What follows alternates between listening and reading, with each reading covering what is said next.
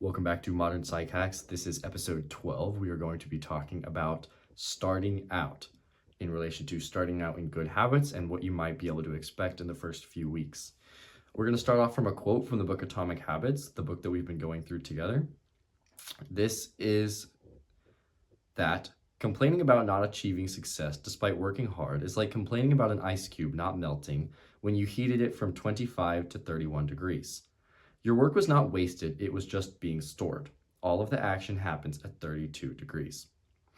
So when you start any endeavor in life, there's an expectation of linear progress. Everyone assumes that as time goes on, progress will go on to improve. However, the chances is that, it is more likely that something like this will happen, where you have a linear line of expectation, but reality is more of an exponential curve.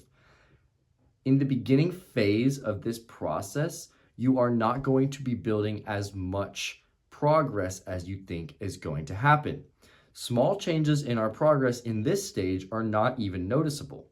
This is what some people refer to as the valley of disappointment, the difference between expected and actual, or also known as the beginner's curve. However, most people actually quit here. So the system doesn't have any flaws. They aren't quitting because the system doesn't work. They're just not getting the results that they want fast enough. And that's because when you start out anything, the feedback is delayed. Also, keep in mind that you are looking at it one step at a time every single day, and someone else from the outside might be looking at you completely differently. Imagine someone who sees your progress in fitness once every month, whereas you see it once every day. The progress is going to happen, and a lot of times it's going to come out from someone else's mouth and surprise you because you are not going to look any different than you did yesterday, but to someone who hasn't seen you in a month, it's more obvious. This is what we're talking about here. So we're going to increase our goals a little bit at a time, and comparing it to this is that you want to make a goal manageable.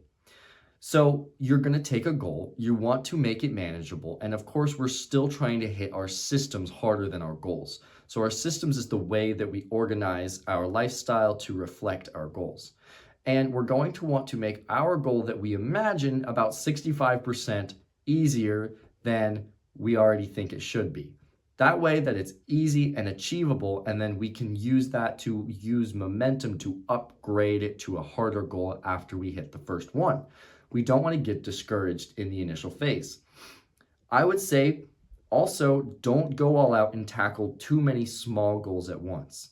If you start a week and you are doing 3 new goals or more, it's too many to keep in mind. And even if you have a list, your brain is not going to be able to keep all of those in track. Your brain is going to do habits more of a one thing at a time situation. But I suppose if you use the habits and the implementation intentions and the cues and the environment design, then everything would go according to plan.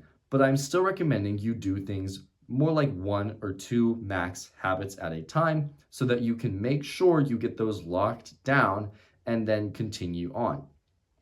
So let's take your manageable goal and keep it the same until the end of the week. As I said, 5 days is best, maybe 3. Now you are going to use a tracker, which is an obvious tracker. I recommended putting something on your door, something that you can see, and something that is common. If there's a way that you can set your desktop up to open to a tracker or some sort of reminder, then that would be good as well. Anyways, I would recommend just making it obvious so that your brain thinks about it more often. What I do that really works is I have a combination between tracking and accountability.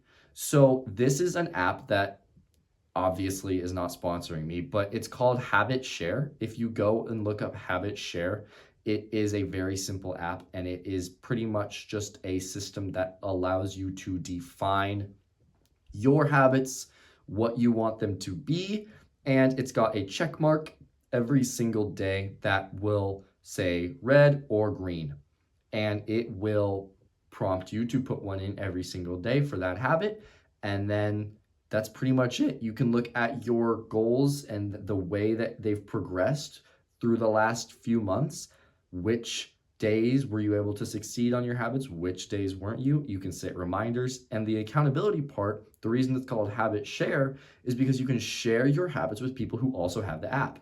I think we've got about 6 people in my friend group that are now on this app that we are all working together towards our own personal goals. Some of them are the same, some of them are different, but I can see my friend Corey has checked in and it'll send me a notification. This is one of 2 notifications I allow on my phone: habit goals, habit share app notifications, and iMessage notifications. But I'll look and I'll be like, oh, good job, Corey. He did his reading for today. He read 1 chapter of a book. And then I can send a congratulations message or something. But I can also see his whole progress. If he misses a day, I'll know about it. If my friend Joey misses a day at the gym, I will know about it. If my friend Kent misses a day reading 1 chapter of the Bible, I'll know about it. If I miss reading 1 chapter of the Bible, he will know about it. It's very helpful and it's simple and it's a way to do it. But essentially the way to make it obvious is something that is a little bit difficult. So for me, I'm a very visual person. So if I put something in isolation, that does more than by putting a lot of stuff around it, I suppose, because it'll blend in with other apps. So essentially, I have this habit, and I used to have it down at the bottom bar on my home screen with all of my apps, but now I have this app by itself on its own page. You know how there's pages you can swipe through in your home screen for your apps? This app is between page 1 and 3. Page 1 is a page full of apps. Page 3 is another page full of apps. And right in the middle, where I'm obviously going to be swiping back and forth all the time, is this app. And the reason I've been doing so much better on it this week, if anyone that has been following my progress on the app is watching this video, is because I have been seeing it way more often. Every time I want to get somewhere on my phone, I have to pretty much swipe back and forth between this page so many times, and I see this app constantly, and I am checking on it without even thinking about it. So I'm obsessing about my goals by intentionally putting them in a place that I will see them. So you could also do this by putting a list next to your bed, which is what I used to do. However, I wouldn't recommend it because you are in bed, you are doing something that is stationary, and most of your goals are probably going to be things that require you to get up and move or to exert effort.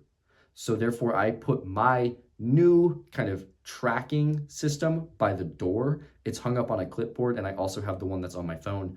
I put that one by the door in my room in Stillwater, and when I go to and from the door and I close the door, I see that, and I'm already standing, I'm already in a motion, I'm already going through the door, and I'm more likely to want to just, oh yeah, I haven't done this habit, let me do this habit real quick, rather than me being in bed like, I haven't done this, I need to track my calories, oh my gosh, I'm just gonna fall asleep, right? So I would recommend thinking about the amount of energy required for this habit and where you're putting the reminders. If you want to do something like reading before bed, I would say put the book by your bed and put the reminder by your bed as well. So that's kind of just being intentional about the way that you understand your own mind. Another way that I was able to do this was by putting my scale next to my door. So I already had this tracking situation going on where I'd write down every day the what I've done for the day and which habits I was successful at and which I wasn't. And one of those things I was tracking was how much I weighed, because I wanted to see the amount of weight that I was being able to gain next to the amount of calories I was able to eat that day. So when I was going to and from my room into the hallway and back, I would always see this tracker, and it was right next to the door, right above where my scale was. So it was very easy to just step on the scale for 5 seconds, write it down, and make sure I always have pens there, right? Law number 3, make it easy. Law number 2, make it attractive. Law number 1, make it obvious. That's all 3 of those things. And I was doing it so many times that sometimes I would do it 2 to 3 times a day, and I'd already done it and I didn't even realize it. But it was just fun at that point because I was able to be like, wow, I've weighed 0.3 more pounds since the last time I checked. Good for me. When it's really just my phone in my pocket. So that is another way to free up mental space, because it becomes something you do automatically and it's not something you have to worry about, like, oh, I have to do this habit. It's just done automatically, right? That's the whole goal of everything that we're trying to achieve here. So we're going to try to make things more manageable for us. Let's say you are 3 out of 5 days through your habit and you are starting to fall off. we're trying to use the word justification to make us feel better about ourselves by doing actions successfully. So if you're unable to do what you set up for yourself to do, I would recommend adjusting it at the midpoint through the week. If you hit Wednesday and it's still a struggle, I would recommend changing some things up so that you can make it not so much of a disaster of a week, right? You want to do things that are difficult and challenging, a little bit outside your comfort zone, but not horrendously easy, right? So we're going to try to do that. If your brain is doing something that is ridiculously easy, it's really not going to think about it all that much, and we want to think about our habits. Obviously, it's like if you were to work out and you go up to a machine and you get like 2 reps and you're unable to move the weight hardly at all, that is too much weight. You need to bring the weight down. Alternatively, if you are going to a machine and you're able to hit 30 or more reps and it's not hurting your muscles, then you need to move the weight up. Same situation. That was the end of episode 12, and stay tuned for episode 13, in which I will probably lose my voice. I can't wait to see you there.